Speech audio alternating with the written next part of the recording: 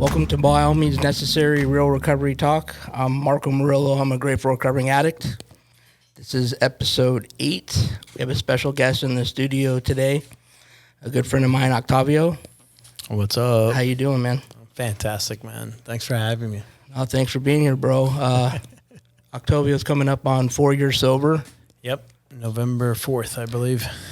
We've known each other for about 2 years. We're neighbors. Our wives are good friends. Very good friends. They're actually on a yoga retreat together this weekend. Yeah, so we're doing a recovery podcast, bro. That's what we do. That's what we should be doing, right? That's what I need to do. I know that. So you're a husband, you're a father to Frankie, and you have a local gym called FTX. Yep. I've never heard your story, dude. I've never heard your story. I mean, we talked a lot about things, the similar things that we've been through, but I've never heard your story. So, where were you born? Where are you from? Why don't we start with that? All right. I'm originally born. I'm from Managua, Nicaragua.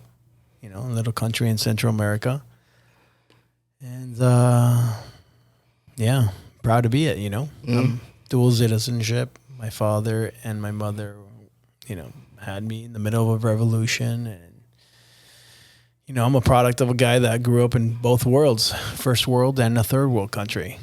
You know, I had the privilege to be around a lot of good things and exposed to a lot of bad things early. You know? Yeah. So, yeah. Like, what do you mean in terms of bad things? I mean, I wouldn't say bad things. I'm saying, like, seeing people go hungry on the street, begging for food. Okay. You know, 2-year-olds carrying a 1-year-old begging for food on the street, or, you know, a quarter, you know, or pesos or Cordobas where we're from, and then becoming numb to that, you know, like poverty, real poverty. Right. Like, we see panhandlers here in Boca. You know, we're super privileged to be here, but you don't see that kind of poverty here. Okay. People, you know, with dirt floors and stuff like that is where I grew up. That's where you grew up. That's where my country, you know, 96% of the population of Nicaraguans are, you know, below poverty level. And I was fortunate enough to be part of that 4%. Okay. You know. So how long were you in Nicaragua for? All right, so let's get to it, man. You know, I'm a grateful recovering alcoholic and a drug addict. Okay. That's my number one identification, right? Number 2, I'm a Nicaraguan and an American. 3, I'm a father. 4, I'm a husband. You know, 5, I'm just a man. Mm-hmm. But reality is, okay, so I was born in 1978, and for all those historians or people that know, in 1978, Nicaragua was at a revolution, right? And they were overthrowing the Somoza dictatorship that had been in power for about 50-something years. And, you know, part of my story is that I left when I was 8 months old because my father's life was in jeopardy. My dad worked for that Somoza family, and there was a hit on his life. And we were told to leave. Wow. So we, you know, my dad being a person that he was, you know, he was like, let's get out of here. And I moved here when I was 8 months old, man. 8 months old. So, yeah. Okay. 8 months old. It's pretty scary. I don't remember anything, of course, but, you know, new country. My mom didn't speak English at the time. My dad, you know, like most Nicaraguans that fled the country, for political asylum and stuff like that, you know, had to find a way to feed a newborn. Right. You know, and from everything that he was, he had a name, he had resources back home, he had nothing. And he figured it out, man. He did. You know, so props to him. Most definitely. So, you know, I grew up here I grew up till I was about 13, till about 1991. And my dad, being the super proud Hispanic Nicaraguan, super proud, always helped. He never felt comfortable here. He loved all the success he was able to accomplish. First chance after the revolution was over and the dictator allowed free elections, and there was a new democratic president elected in 1991 in Nicaragua. he packed up his family and went back home. Really? So I was 13, and I moved back to Nicaragua. Now, it's talking about culture shock, right? You know, and I always talk about that because I grew up with everything.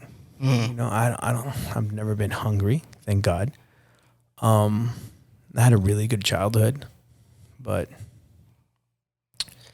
you know, I never saw poverty. Right. In Miami, you know, I had friends that played baseball. My sister played baseball. I have one sibling. She's amazing.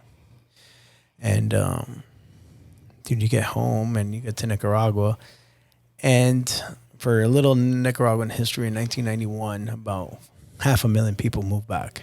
Okay. Right? Yeah.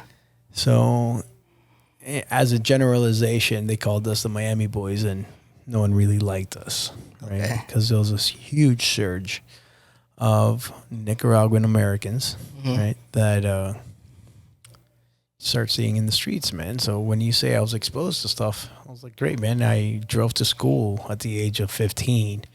We were allowed at bars at 15 years old. There was no malls to go hang out and do, like, you know, kids that, you know, fake IDs and stuff like that. We didn't. If you had money, you could buy alcohol or drugs or whatever you want. But that's the same thing here, right? Yeah.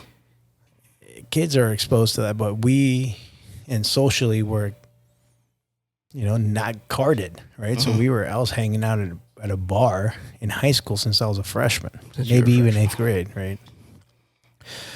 You know, I always hung around. I was a baseball player, and I hung around the seniors. It was cool, right? So I was exposed to a lot of things early, and that was one of the, you know, I thought it was the coolest thing to be, was part of the cool clique, right? And, you know, I fell victim to fear to not fit in, fear to not be liked, and I did not ever use the word no.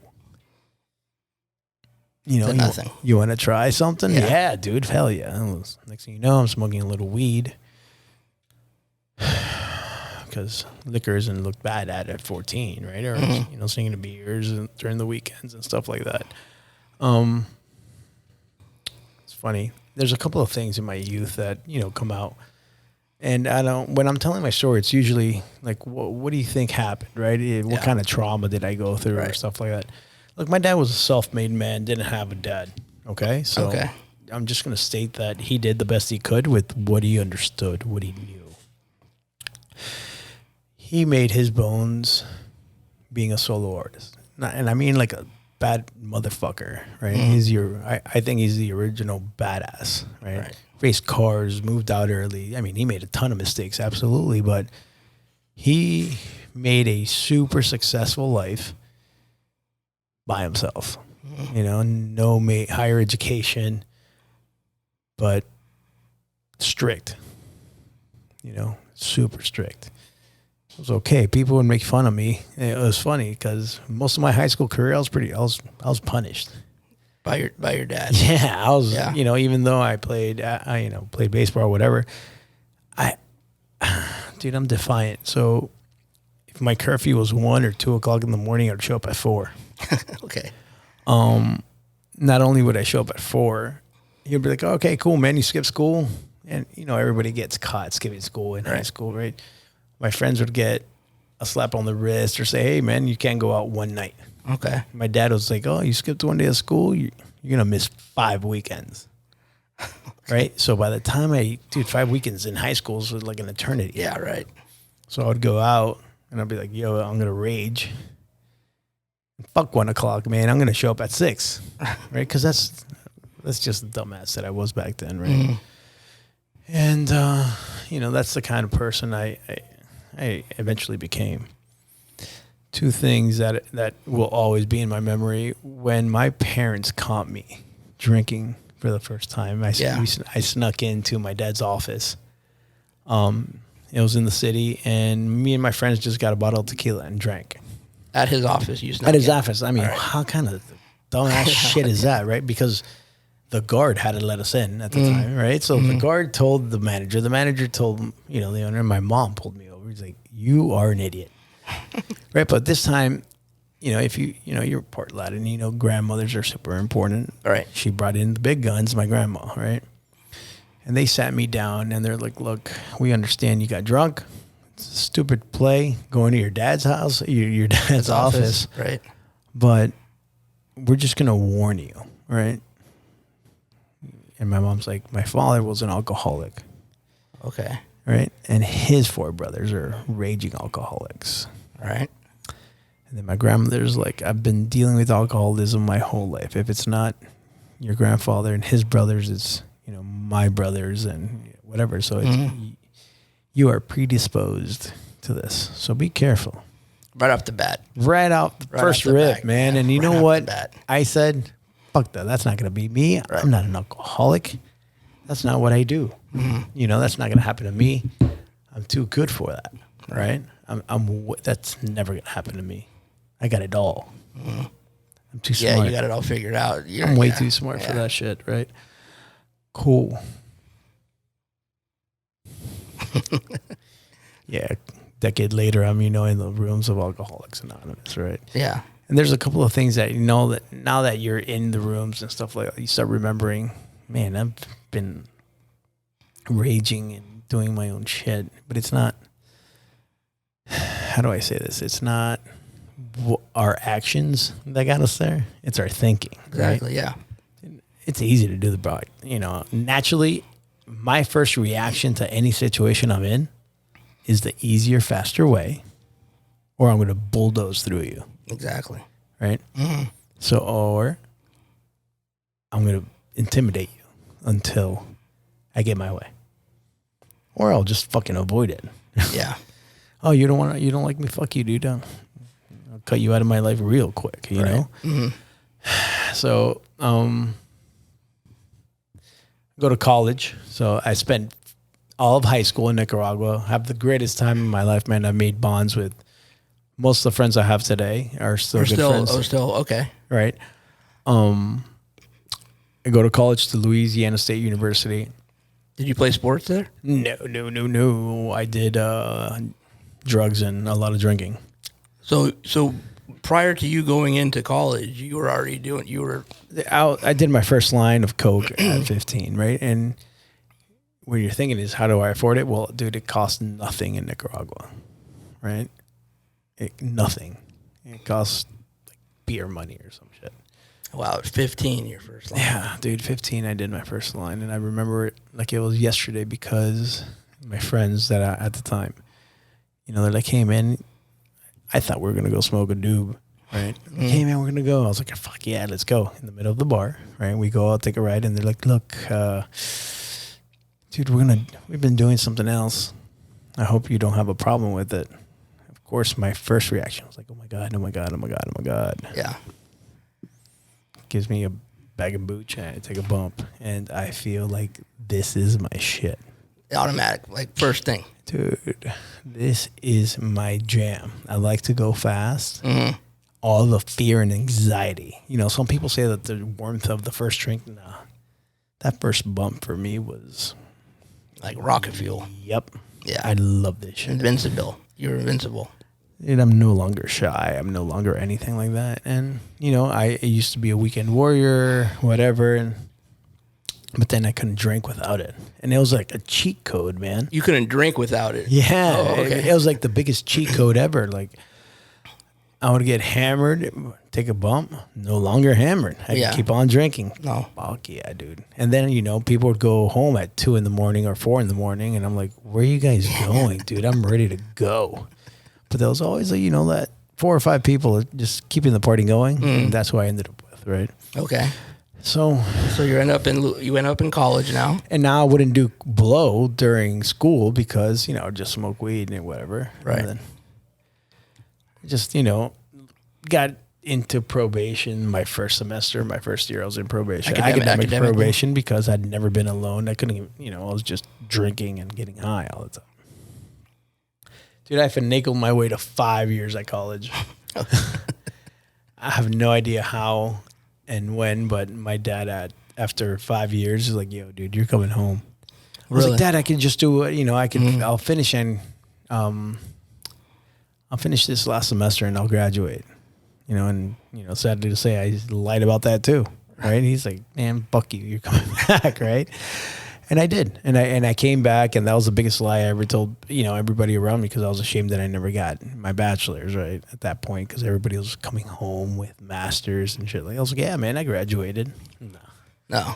Nah, dude, I got kicked out, and I probably didn't go to school for half the time I was there. Really? I mean, I did, but I didn't. Right? I was registered. I'll give you that.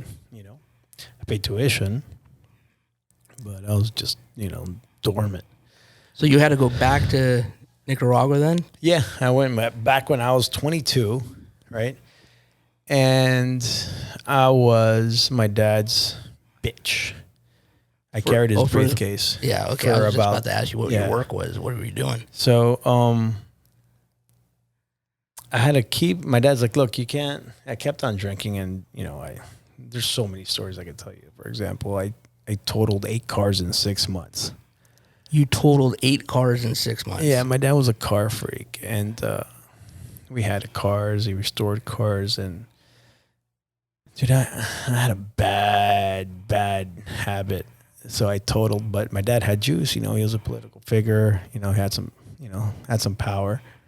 So I never got busted. I ended up in the hospital a couple times, and to be honest, no serious injuries, no arrests. Thank God, no, definitely not arrested. I got arrested once. I got held. I told them who my dad was. My dad came down and bitch out the captain at the place, right? But this is just like, it's third world, right? If you ever been to a Latin American country, it's who you know, not what you know. Right. And my dad knew a lot of people, and he was one of those guys. So I never had any severe consequences of, maybe I'd disappear for a day or 2, sometimes 3. It affected relationships I had. There was definitely who would hire me if I would, disappear. Right. So, and did you have any plan on what you wanted to become? Like what you wanted to do for work besides working for your dad? Buddy, I never had a choice, right? I was bred to be my dad's successor. Okay. Right? My dad had built this really, really cool, commercial real estate. We had a country club. We owned a bilingual school. Those are a lot of properties. We have a coffee farm that he managed everything, and he just kept on expanding and expanding. So I was up next, right? So that's why I got resentful at my dad for making me carry his briefcase for 2 or 3 years, but that was like my master's degree. Right. In entrepreneurship or business. I've learned more through him those 3 years than I ever did. All right, so what am I doing? I earned my way to being the general manager of the country club, man. And I was super blessed, and the country club was flourishing, but my addiction, I was getting paid in dollars, so it was like a 20-to-1 ratio. Okay. So I had a great life, dude. I really did. And then I couldn't stop. Like, every time I would go out, it was a disaster. Right? A fucking disaster. Like, yeah. And then so you're progressively getting worse to a point. Yeah, it was just like, when people go out socially, and I still don't understand it, right? Because I don't know if you've ever seen normal people. They could go out and have a drink. My wife, for example, could have half a champagne flute and just call it content, and leave it there. Mm-hmm. I'm like, what are you doing? Right? That doesn't seem normal to me. The way I drank hard, I drank fast, and I didn't like the process that it took, or the time it took to get hammered. Especially if I'm doing rails in the bathroom all the time. So I won't be hammered. Right. So I had to be at a certain level, but you can never balance out. You can never find that balance, but I wanted to do more. So, dude, at the age of, I think it was 26 for the first time, a family acquaintance passed away, sober. Okay. But his wife has this dream. Check this out. His wife has this dream that I die of an overdose, and tells my mom. My mom freaks the fuck out and tells my dad, hey, let's send him to rehab. And, they keep this down on the DL. And by this time, dude, my family has to vacation in certain places because I'm trying to stay sober on my own. Oh, okay. Like certain things are happening already. My family's adjusting to my drinking and partying. Right. So, and I'm trying to, I'd go like 6 months without drinking or something like that. Because just on your own. You're just like I'm quit cold turkey. Yeah, I'm gonna clean up. I'm a fuck up. Right. But Okay. I'm not. Yeah, I'm a fuck up. And did they tell you about this dream or? No, not this yet. Is later. Okay. So this is later. And then, gotcha. I told my dad, I was like, dude, I got a problem. So the first time I told him I had a problem, like a good dad, the dude calls a doctor. And he calls his doctor, and the doctor comes in, and it's cool. And they hire a full-time nurse. And they put me in a detox in my room. In my old room. Now, okay.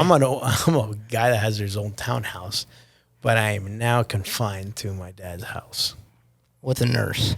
Full-time nurse. I'm getting, IVs and sleeping so I could get some rest. Okay. Because I went on a 3-day run. Mm-hmm. And that's when I was introduced to AA. That after that week, right? Oh, really? Because I come out and this guy comes out. He's like, hey, I was a morphine addict. Let me talk to you a little bit. And this guy's the guy that detoxed me, right? Uh-huh. And I go to AA. Now, AA 15 years ago or 18 years ago is a super bad word. It's a gutter. Right? And I'm not talking about here in Delray, which is the capital of recovery of the world. Right. I'm talking about Nicaragua conservative, which people live like it's 1932 over there. So the word alcoholic is gutter, and it's in this, it's in the city. It's in a garage. It's hot. The meeting. No AC. Meetings are 2 hours long down there. And I have zero. I relate to no one. Really? I'm like, I'm above this shit. Fuck this place. But, it ends up happening. Then my dad's like, you know what? And my mom tells my dad, and I'm super grateful for that. I'm super grateful for my parents. She's like, if you don't pay for it, I will. And he's like, nah, I'll take him up. So the next day, maybe a month later, he takes me up and I end up at the Beachcomber.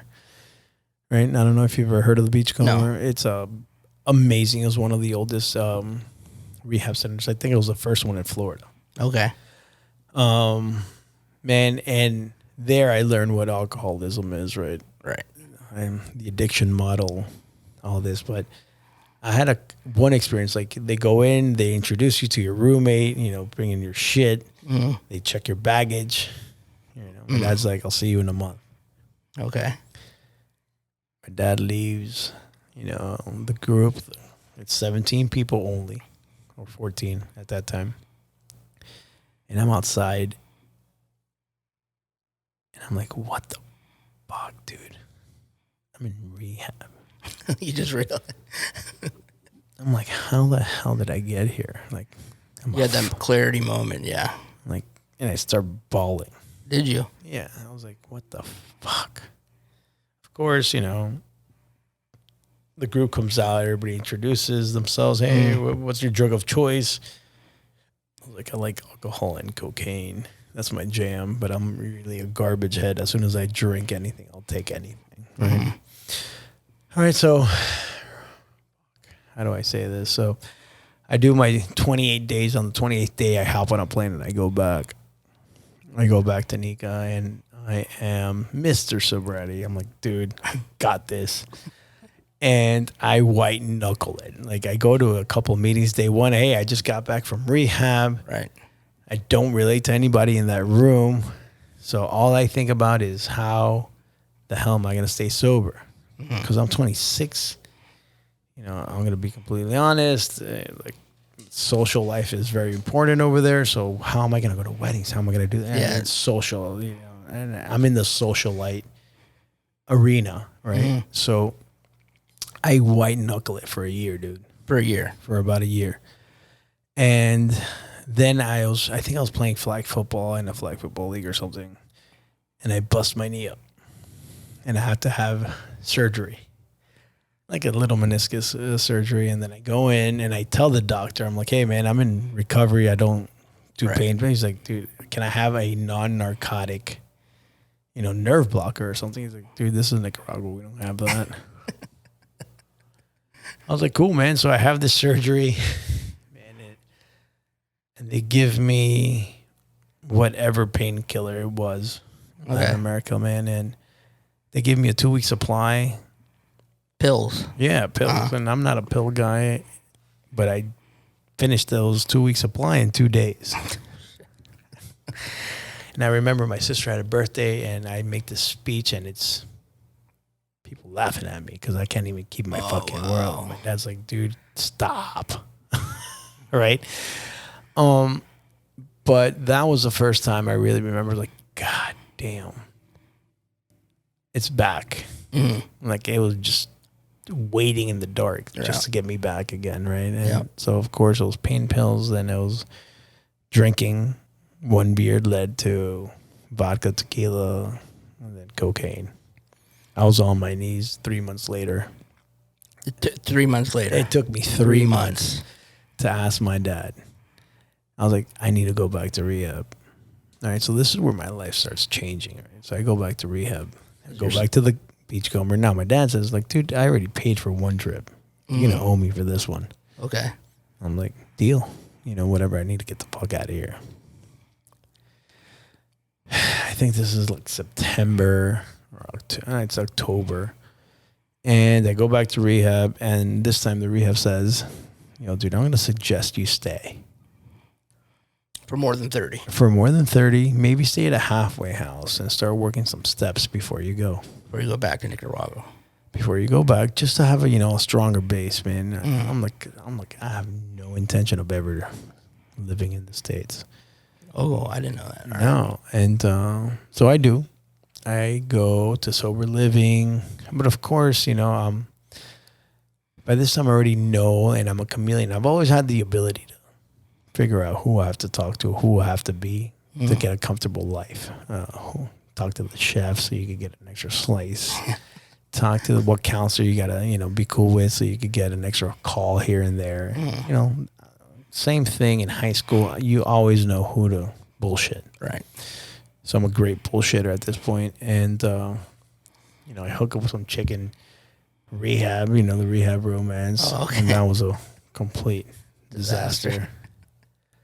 But I stay, right? And I get a job at, I think it was called The Bridge at some hotel, right? Mm-hmm.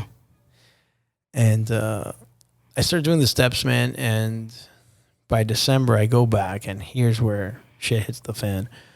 I come back, and my mom's like, hey, I need to talk to you. I know you're 3 months sober. I'm super proud of you for staying and doing your steps. I know you're really into AA now, but I need a favor. And I'm like, whatever you need, Mom.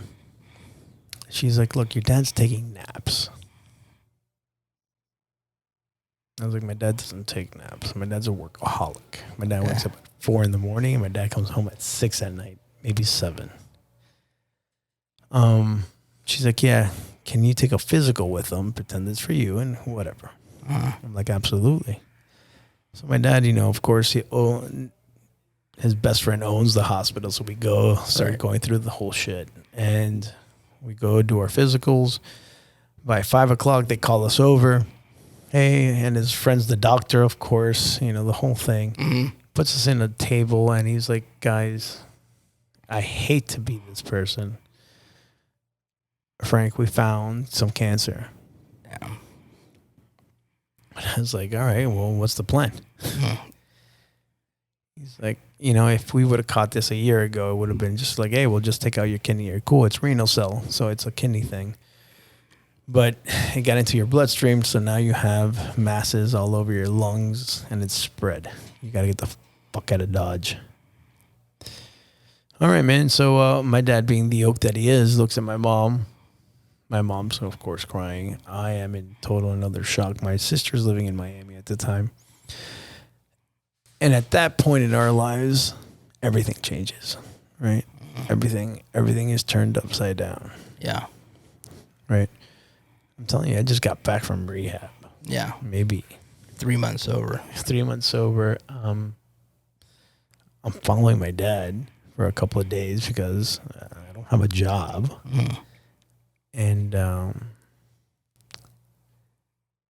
cool. So, of course, my dad calls the lawyer, calls the family meeting. His brother comes to the house, and he tells everybody, like, moving forward, Octavio's in charge. Damn. How did that feel? Terrible, scary, fear, uncertainty. And at the same time, my dad is dying. All right, well, me and my uncle and my dad are game planning about things that have to be done. What are we doing? Lawyers are being called in, the whole shebang, right? And at that point, I get a call from his doctor friend. He's like, "Hey, man, are you with your dad?" I'm like, "Yeah, he's right next door. You next to me. You want to talk to him?" He's like, "No, I need you to step away." So I step away. He's like, "Yeah, what's up?" He's like, "Look, I didn't have the balls to tell your dad because he's my friend. But he also has 2 tumors in his brain, and I have no explanation how he's alive right now. What the fuck? You got to get him out of Nicaragua now. Or go to Boston, go to Texas, go to Miami. But you got to get him out today." I'm like, "Dude, it's 9 p.m. There's no flights and there's no like surgical ambulances if we get here right now." Right. "Then you get him on the first plane out of here tomorrow. But he needs to be in the hospital, and you don't understand." I was like, "I don't, but I will." So my dad sees this face I have, and I'm like trying to keep it together at this point. And my uncle, which is like my older brother and like my dad now today, and I take a deep breath and I look at my dad and I'm like, "You need to get the fuck out of here." He's like, "Why?" "Well, that was your dog. And he says you have tumors in your head too." Right? And that's when my dad breaks down. Like, you saw that hope that he was going to just beat it with a kidney thing, right? Yeah. And he's like, "Don't tell your mom." Oh, shit. I was like, "There's no way in hell I'm not telling her. That's not cool." And my uncle's like, "You got to tell her." So my mom comes in and we tell her, and she loses it. And then my dad's losing it. My dad kind of stops crying for a second, gives me the phone and starts trying to call my sister. And when he hears my sister's voice, my dad breaks.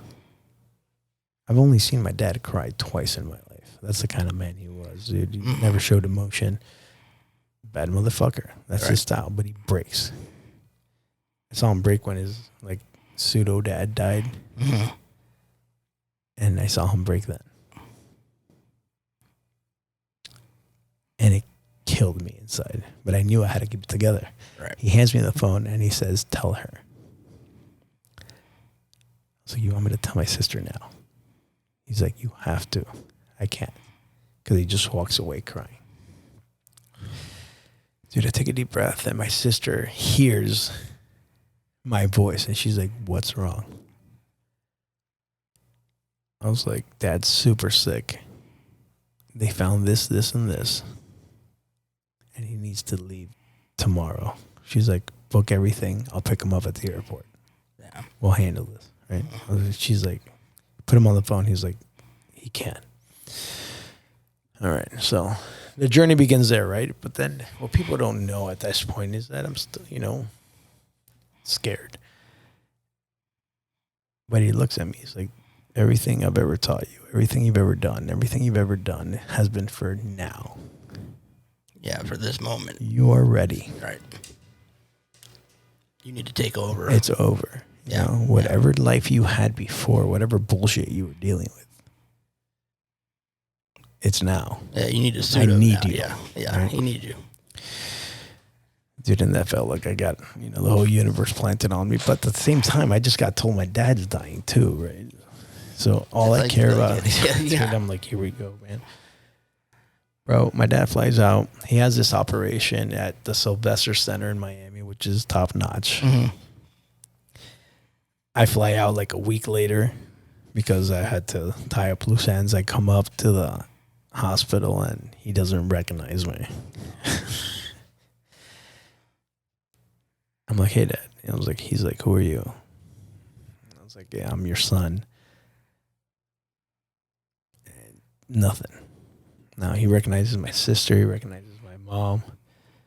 And I got nothing. And I just left the room and hit me. Now, 3 months over. This continued. And eventually, like 2 days later, he recognized me and I gave him a hug. And he's like, how's everything? First question, how's everything with business? Tell me what's going on. Right. I was like, Dad, don't worry about it. I got it. Uncle Mark is helping me. We'll be okay. Dude, and I start running the business. Now I'm, part of boards. I thought my dad had a solid crew of, people that I call my uncle my whole life, like his friends, business partners and stuff like that. Dude, and I can't consider. I thought I was ready and I wasn't. I'm lost. I mean, I'm doing pretty good. Right. But there's certain things that I'm getting outmaneuvered and outplayed. And I would call him because he would like, hey, what's going on? I was like, dude, everybody's moving at 150 miles an hour and I can't see it. I don't see it. I don't see the moves and I'm getting outplayed. What do you say to you? He's like, just breathe. Call me. At the same time, this is, this guy's going through gamma knife radiation. This guy's going through chemo. Right. For example, my dad was like 5'11", I believe, 5'10", 5'11", weighed 225 pounds. Over a course of 8 months, I think he weighed like 110 when they got him back. At month 6, I start relapsing because I'm alone. And here's how my sick thinking starts taking over, right? I'm like, everybody, everywhere I go, because my father was a well-liked man, he's like, how's your dad? Is he doing okay? Is he fighting the good fight? You know what I heard? Why isn't anybody asking how I'm doing? Yeah. Yeah. I'm the one fucking stressed. Everybody else is just in Miami going to the hospital every day. I'm the guy. I don't know what the fuck is going on. I feel like I'm getting attacked in every single way possible. I don't want to disappoint my dad. I don't want to disappoint my family. At the same time, I'm, sneaking in a couple of drinks here and there. I'll disappear for 12 hours. Right. It's scary as fuck. All right, so here's where it gets real shitty. These are one of those moments in life when you're like, this is how I know deep down in the core of my disease, I'm a piece of shit. So this is how I remember, or this is when I start getting squirrely. These are the moments that I think about where I could go real quick. So here's one. My dad is told that there's nothing else they can do for him in the States and to go get his affairs straight. So basically they're saying that medically there's nothing you can do, Frank. Go home. Be at peace. Die. Be with your family. All right? I believe this is August 8th. He flies in the 9th. A week into it, my mom is super Catholic, right? And we'll get into the religion part later. But my mom is super Catholic. My dad found God 4 years before because of my mom. And, everybody in my family is a devout Catholic. And my mom's like, hey, I know your dad's sick. I know you're kind of relapsing. I know you're relapsing, right, but I need you to get your shit together. Because I'm having, the family priest come over and deliver a mass for your dad's birthday. Okay. You know what I heard? Don't be a piece of shit. You can't drink. Right? You're not man enough to have 3 beers and go home. So I proceeded to have 3 beers. 3 beers turns into 6 bottles of vodka, tequila, cocaine, and I wake up to 173 text messages and calls at 4 p.m. the next day. Oh, shit. When I wake up, dude, I remember I woke up and I threw up. And just to be super graphic here. I don't know if you remember throwing a bile, right? Talking green and yellow. There's nothing in my stomach because I didn't eat. And when I finally get enough willpower to take a shower, shave, and look halfway decent,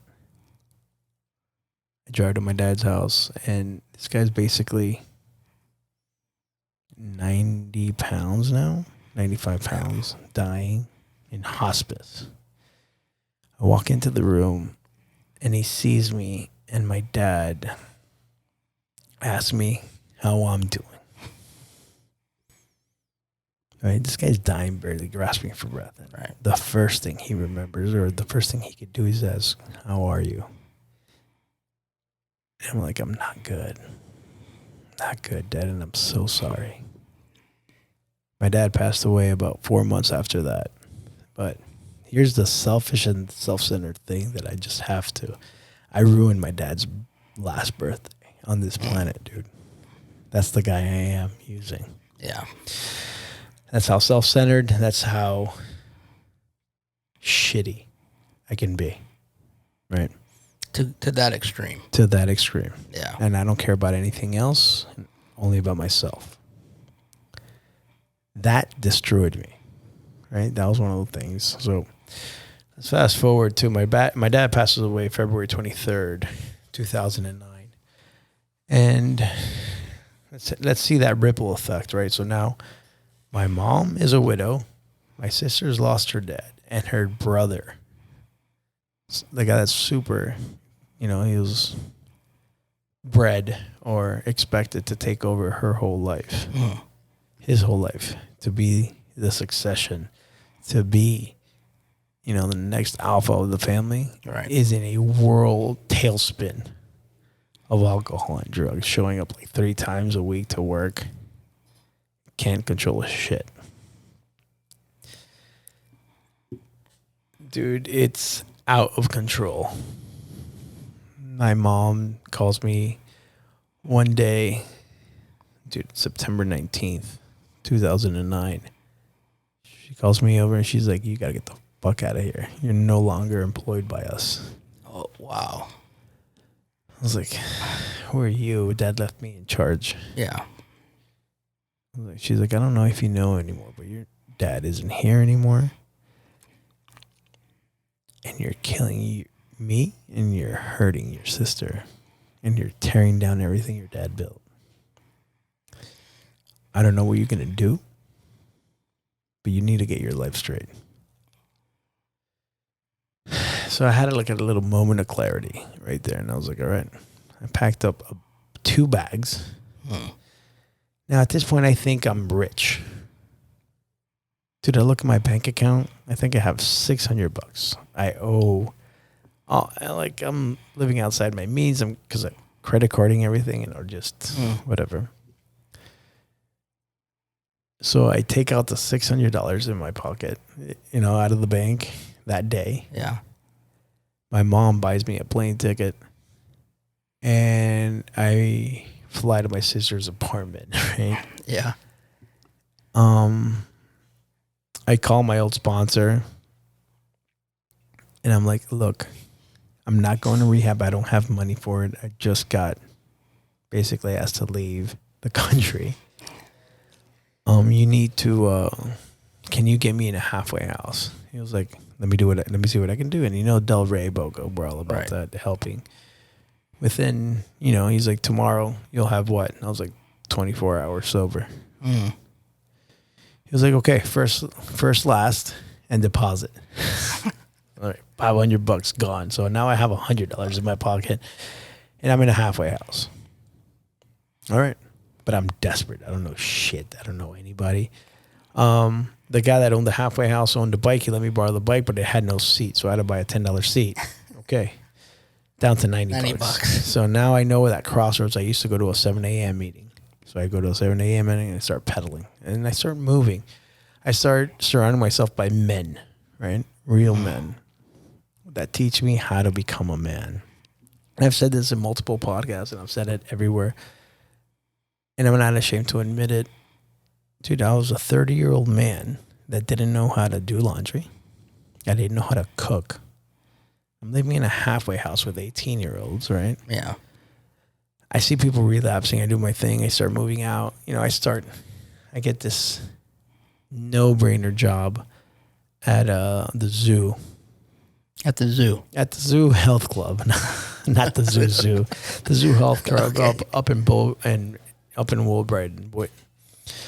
And they gave me the world's. I had to beg for that. Mm-hmm. Beg for it. It took me 2 weeks to get it. Like, dude, I'll do whatever you need me to do. And they gave me the front desk position, which was, welcome to the zoo. Have a good workout. Make sure you check in. All right. Dude, you need to have a job to stay at their halfway house. I'm barely making ends meet. I'm biking everywhere. I'm that guy, right? Mm-hmm. Dude, and I start building a life. My plan was to be here a year. That was September 2009. And we are now in September 2022, man.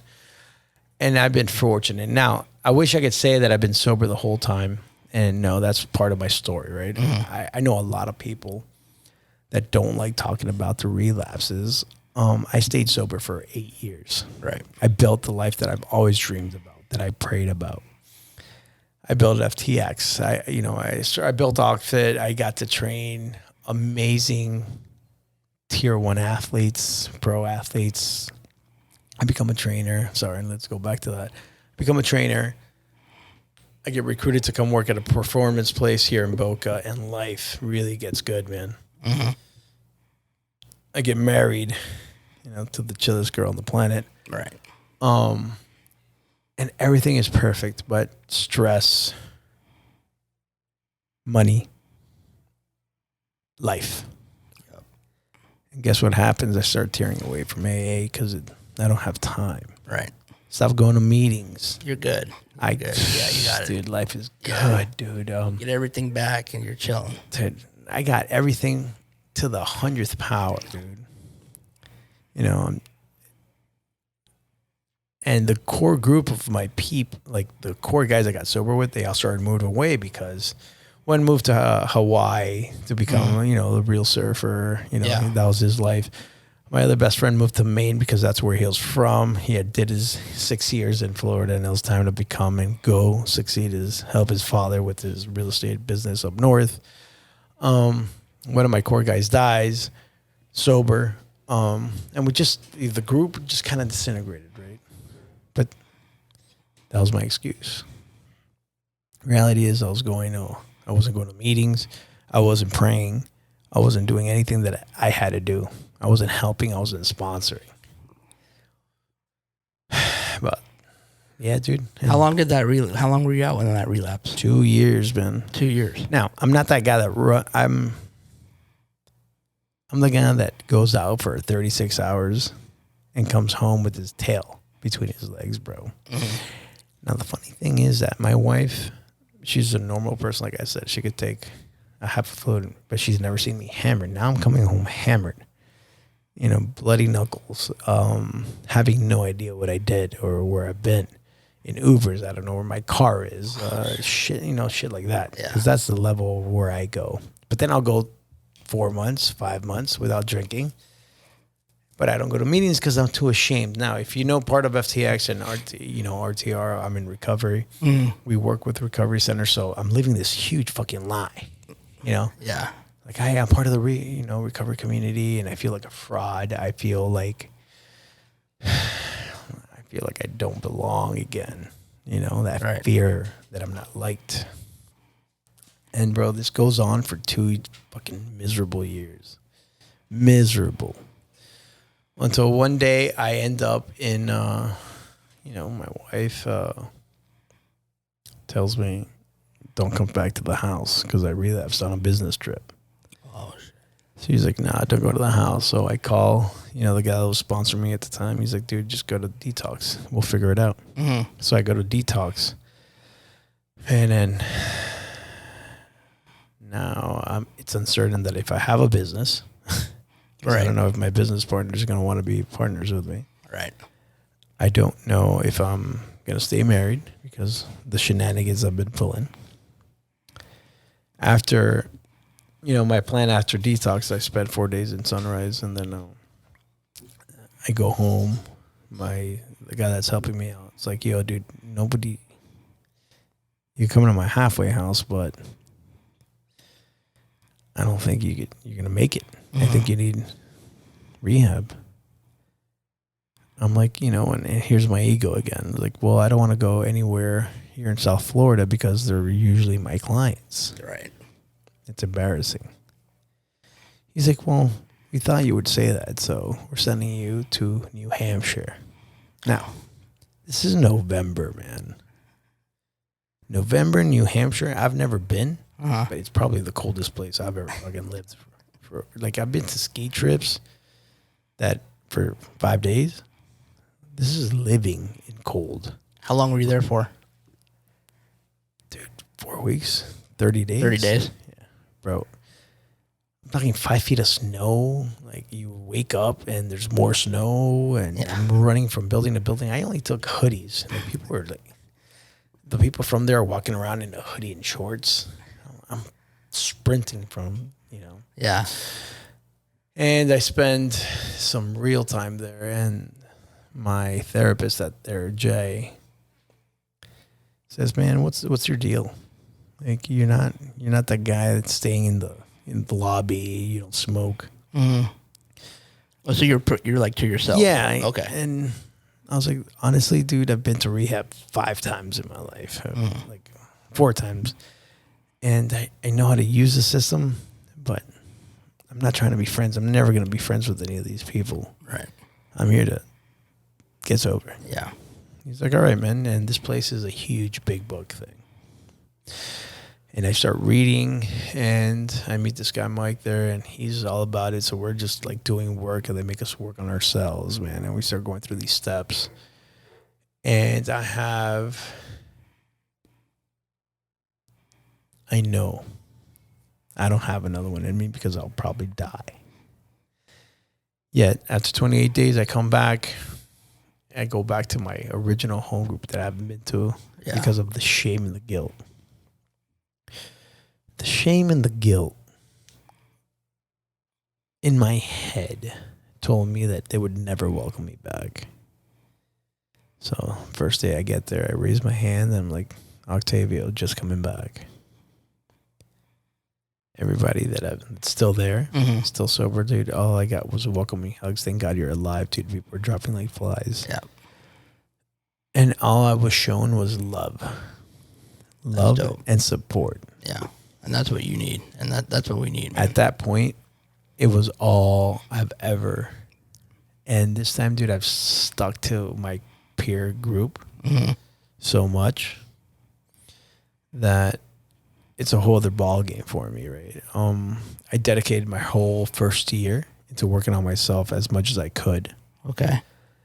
Funny thing is, we were trying for 3 years to get pregnant. On my 3rd month sober, Rob is pregnant. So my first year, I got to deal with a pregnant wife. Super emotional locked. Right? First year, just going through it. And it was great. We had Frankie. That's a blessing, man. That dude's the awesome. Coolest thing that's ever happened to me. And no, kids are, for me, kids are, it's another level. It's another level, man. It's something about, a lot of people, and, people have their opinions, but, you got to stay in recovery for yourself. But at the same time, I'm doing it for my children as well, too, I completely get that. But I was told this thing, right? So these guys, of course, we do it for our children because we want a better life for them, right? And, dude, just watching him grow. But check this out, right? So now business is doing well. People don't trust me too much. I'm doing my deal. I stay in my lane. And then COVID hits. I'm a gym, right? So restaurants and gym are shut down in Florida. No one, right? Yeah. The shutdown was here. You couldn't be anywhere. So now, that creepy little feeling like, oh my God, everything I've built and I'm doing the right thing. Mm-hmm. I'm going to lose it. Is this really going to happen to me right now? Dude, faith is all it is.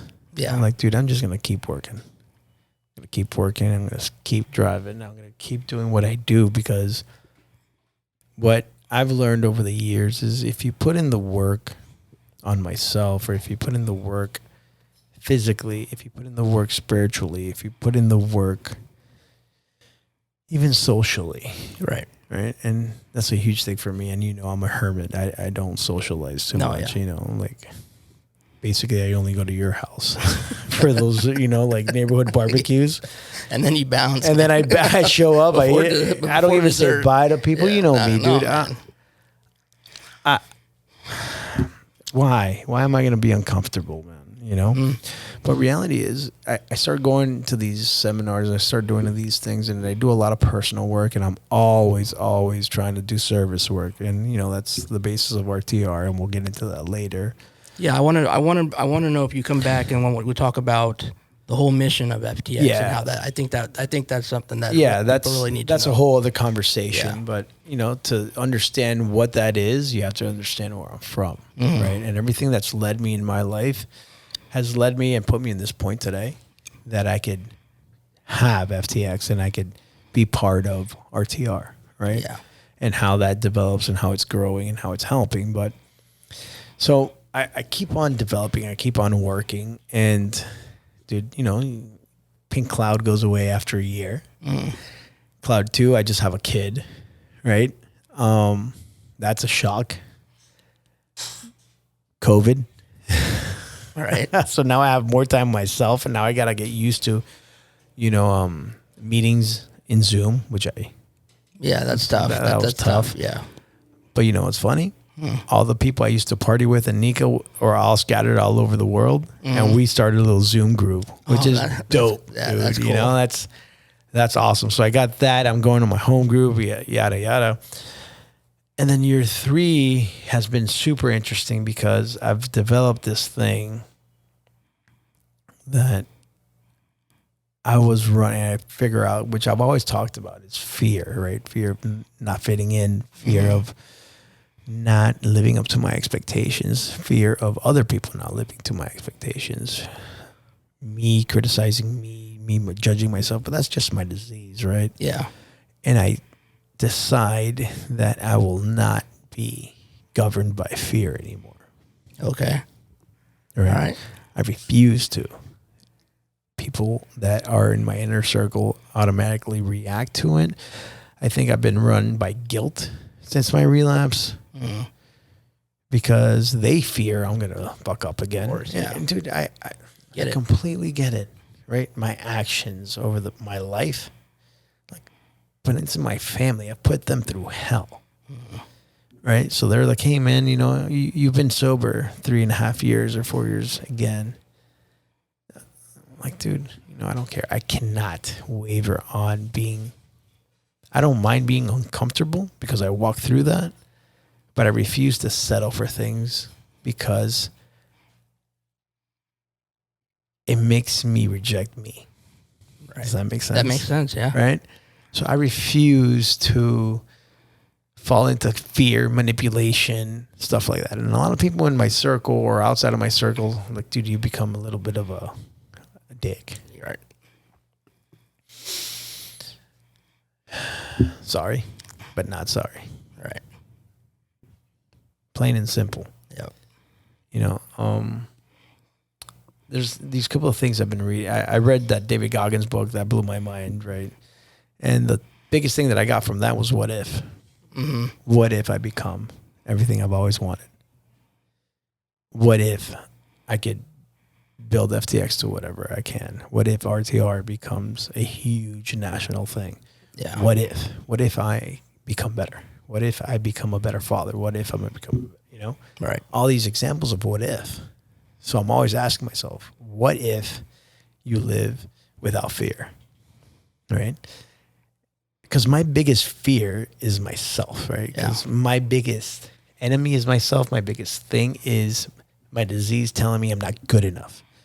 It's always told me that. Yeah, always. That's my Same. biggest thing, right? Yeah.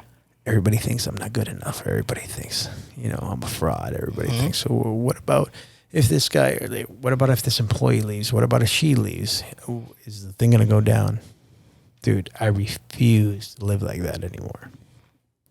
So I've had this awakening of spirit. It's an awareness too, man. It's an awareness because I feel it. Yeah, definitely. Dude. And for those of you who don't know, Marco can cook his ass off, right? So I'm sure it's taken years for you to master your craft, and I believe I'm continuously working on mine. Yeah. Oh, but I agree, man. But yeah. I'm pretty sure sometimes you're like, man, I don't know if this tastes right. You know what I'm saying? Of course, yeah, all the time. And then all of a sudden somebody tries, like, dude, this is off the chain. And you're like, oh, really? Yeah. Are you sure? Yeah. Right. So this is that self-doubt, right? That little seed of doubt that's planted in my brain that automatically says I'm a piece of shit. Mm-hmm. Right. And then, always calling my sponsor, always, evolving, touching base with parents that, hey, am I crazy for thinking this, or is that normal? I'm like, no, it's normal. I was like, okay, cool. Because, people always comment, right? And parenting is new to me. Right. But Frankie didn't really have a lot to say at 2 years old. Why? I didn't know that females develop speech faster. Frankie, should have had 50 words, but he didn't. So people are like, maybe you should take him to a speech therapist, maybe. And I'm like, of course. I'm like, oh my God, drugs really messed with me, and it wasn't my fault. Oh my God. And we put him in daycare, man, and the guy can't stop talking now, right? Mm-hmm. It's patience, right? Yeah. It's patience with myself, patience with him, patience with everyone around me, and not having crazy expectations. But all I know, and I found out, just like exercise for me, right? I feel like I'm never in enough shape, right? I don't do the work. Or we've talked about this, our food problem, right? Since I don't drink or drug anymore, I'm allowed to eat that chocolate cake. I'm allowed to eat my feelings. I'm allowed to do that. Right. Because I don't have anything else. Yeah. It's bullshit, right? It's just bullshit. It's just me trying to be like, whoa, it's me. I need a little feel good right now. Yep. So that's been what I've been working on, right? And at the same time, I need to understand that I'm a psycho and I'm sick and I deserve the same patience and love that everybody else does. Like, dude, it's okay. You'll be okay. You'll be okay, bro. As long as I don't drink or drug, we'll be straight. I'll wake up the next day, pray, and say, God, man, give me the strength to do the next right thing. Exactly. My prayer isn't complicated. I keep it simple because if I tend to complicate things, and I'll go all in everything I do. Mm-hmm. I'll start reading mantra books. I'll start doing it. Dude, this is what works. God, thank you for another day.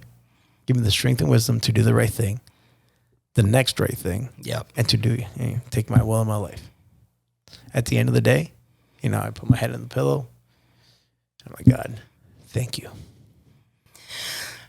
Bro, I'm really, really grateful that you came in, man, and told me this story, bro. It's amazing.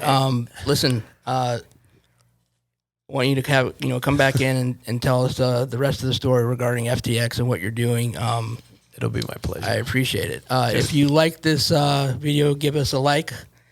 Please subscribe to the YouTube channel. If you know somebody that is in need of anything in terms of addiction recovery, please email us at bamnrealrecoverytalk@gmail.com. And thanks for tuning in. Thanks a lot, bro. It's good to see you. Anytime, brother. Take care.